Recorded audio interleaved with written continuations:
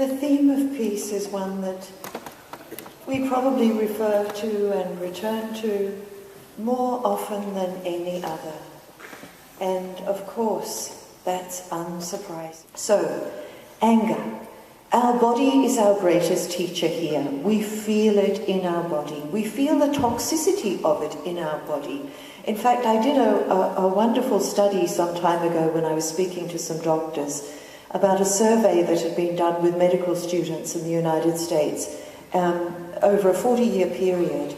And those who scored highest on anger, dissatisfaction, irritability, I guess loss of equanimity in their days as students were least healthy or actually dead 40 years later.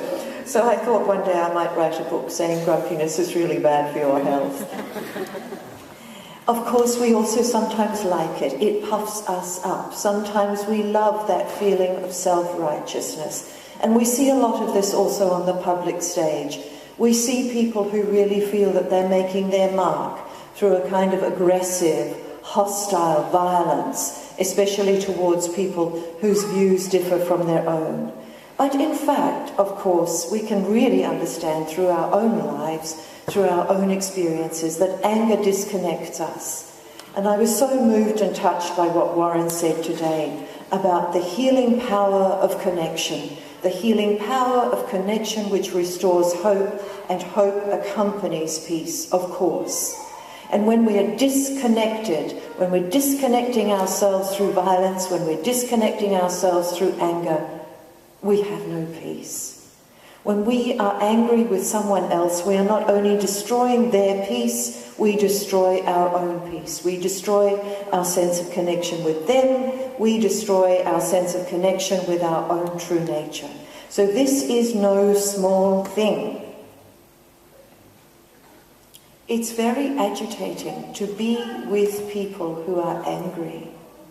We owe it to one another to withdraw that agitation. If we feel angry, we can do something about it without giving it out to others. We can sit with it. We can ask it what it needs. We can ask it what it's telling us. We can ask it what we need to say. We don't just have to direct it outwards. We have some beautiful children here, and we also have some beautiful babies in our congregation who are not here. And I'm not sure if we have a single person here today who is 2. But we know that when children are 2, they go through the stage called terrible twos, when they're suddenly confronted with this awful reality that life is not always going to go their way. What a horrendous thing to discover. And some people never get over it.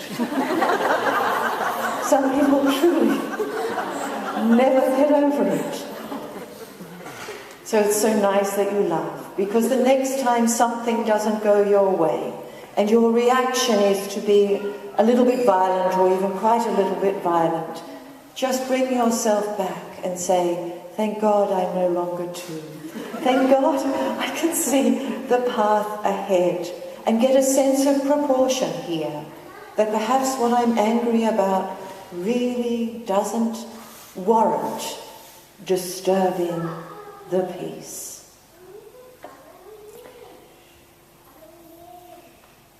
Anger is also associated with all the rejecting emotions, such as hatred, animosity, being judgmental or hypercritical, and sometimes we do that to ourselves. So again, noticing, as you did during the little meditation on forgiveness, notice where you obstruct your own peaceful connections with yourself through being anything less than compassionate and affirming. In the Jain tradition, which is again a tradition that comes to us from that same family, we hear this beautiful prayer.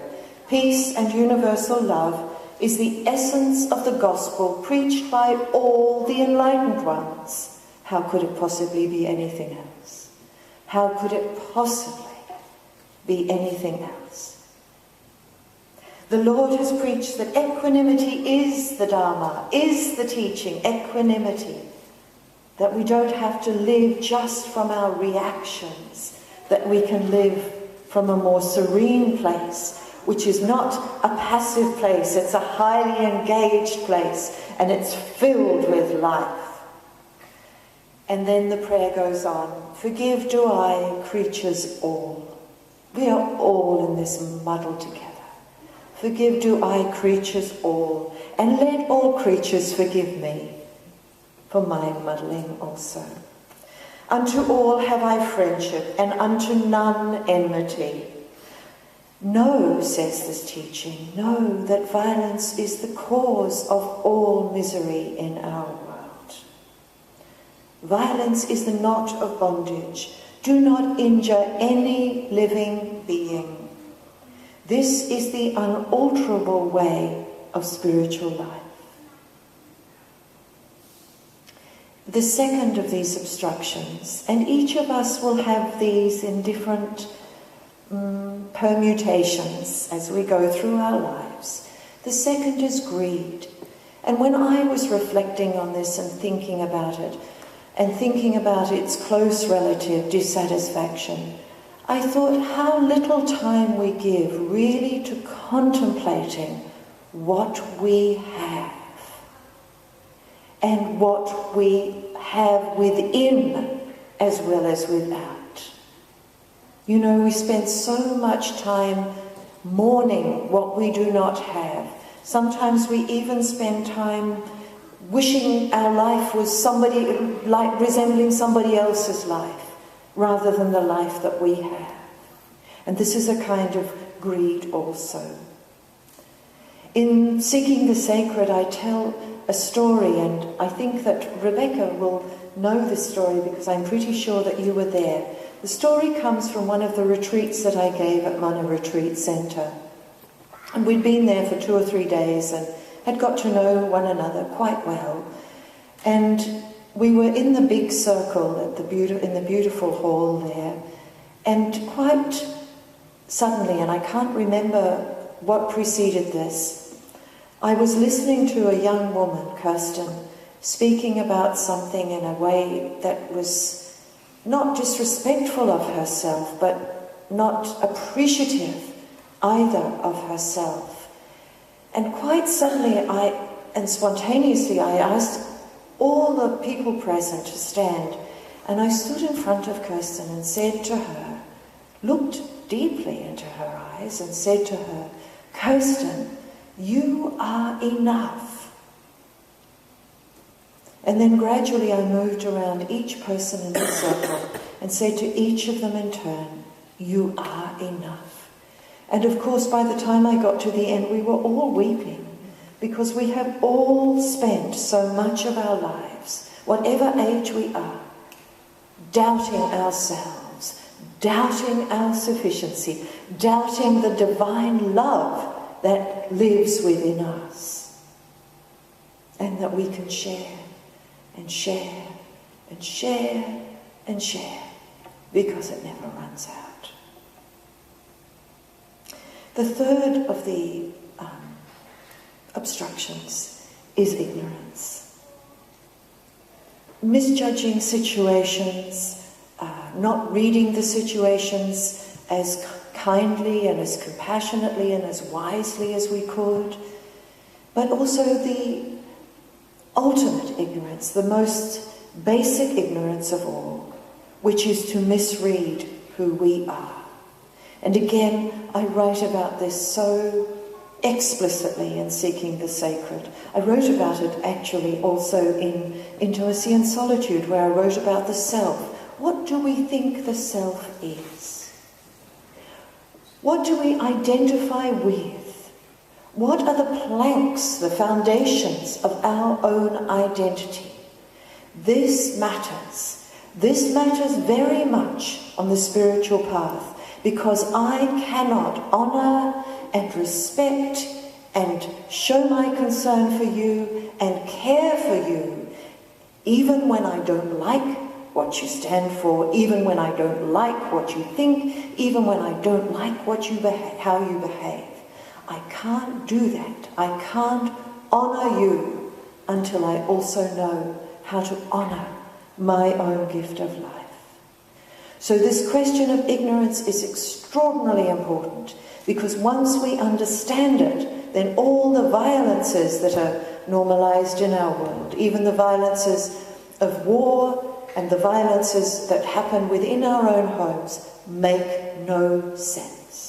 Their logic is utterly crushed, utterly ruined, once we truly know who we are and therefore who the other is. That we are souls on a human journey, supporting one another as best we can. And that peace comes to life, peace comes into existence, peace becomes real only when we can inhabit it and allow it to inhabit us. When we can give it to one another and receive it from one another. I'm going to finish by reading you a beautiful prayer from the Jewish tradition. It's a Shabbat prayer, quite a recent one, and it comes from Rabbi Shalman. Let the day come. We could really ask for that. Let the day come. Or let the day begin today. Let the day come when we turn to the source of peace.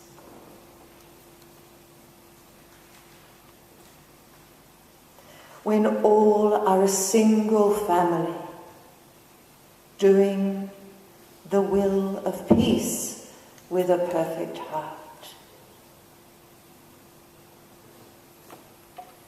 Let the day come. Let this be the day. O source of peace, lead us to peace. Lead us to a peace profound and true. Lead us to a healing.